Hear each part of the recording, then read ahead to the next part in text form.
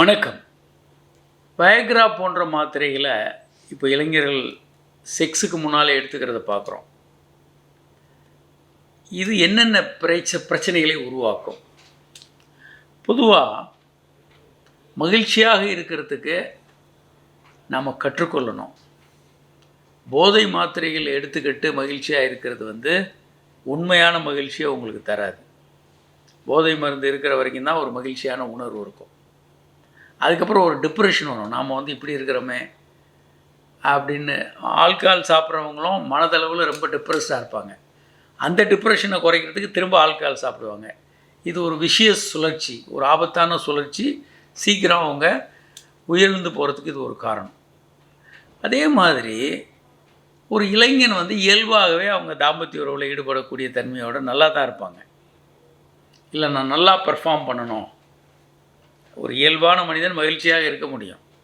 தேவையில்லாமல் போதை மருந்துகள் எடுத்துக்கிட்டு தான் அவங்க மகிழ்ச்சியாக இருக்க வேண்டியதில்லை. அதுபோல் இளைஞன் இயல்பாக நல்லா செக்ஸ் பண்ண முடியும். இந்த ஏதோ ஒரு காரணத்தால் அவர்களால் பண்ண முடியலைன்னா என்ன காரணம் என்று கண்டறிந்து காரணங்களை சரி செய்யணும்.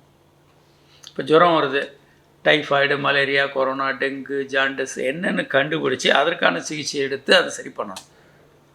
அப்படி இல்லாமல் ஷார்ட்கட் ஒரு ஜுரம் மாத்திரையை போடுறதுனால பிரச்சனை சால்வ் ஆகாது. டெம்பரவரியாக ஜுரம் குறையும். அதுபோல் இவர் ஒரு வயக்ரா மாத்திரையை வாங்கி போட்டு செக்ஸ் பண்ணார்னா பின்னால் அந்த மாத்திரை இல்லாமல் இவர் உறவுக்குள்ளே முயற்சி பண்ணும்போது கான்ஃபிடென்ஸ் இருக்காது. இப்போ மாத்திரை இல்லாமல் போகிறோம், நம்ம ஃபெயிலியர் ஆகிடுவோன்னு பயம் வந்தால் ஃபெயிலியர் ஆகிடும். தன்னம்பிக்கை இல்லாமல் போயிடும். ஒரு தேவையில்லாத ஒரு சுழற்சியில் மாட்டிக்குவார். அப்புறம் ஐயோ, நமக்கு மாத்திரை இல்லாமல் நம்மளால் ஆண்மையோடு இருக்க முடியல, நம்ம சரியில்லை அப்படின்னு குற்ற உணர்வு, தாழ்வுணர்ச்சி எல்லாம் ஏற்படும். அதனால் தேவையில்லாத மருந்துகள் எடுத்துக்க வேண்டாம்.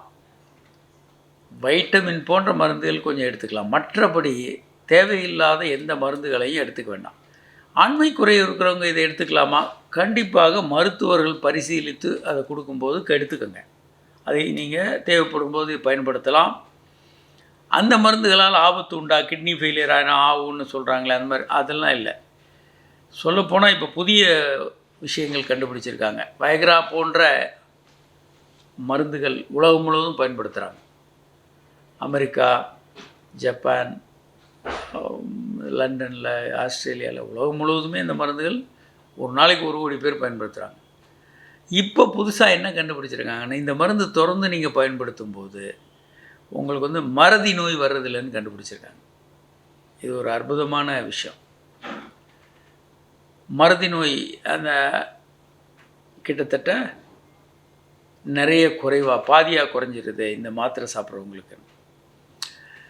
இன்னும் நிறைய பிரச்சனைகள், ஹார்ட் அட்டாக் வராது, ஸ்ட்ரோக் வராது, பிபி அதிகமாகாது, ப்ராஸ்டேட் வீங்காது, பல்மனரி ஹைப்பர் டென்ஷன் வராது. இப்படி ஏராளமான நன்மைகள் இருக்குது. ஆனால் தேவையில்லாதவர்கள் எந்த மருந்தையுமே எடுத்துக்க வேண்டாம்.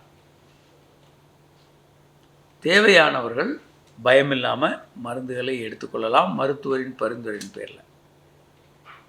வணக்கம்.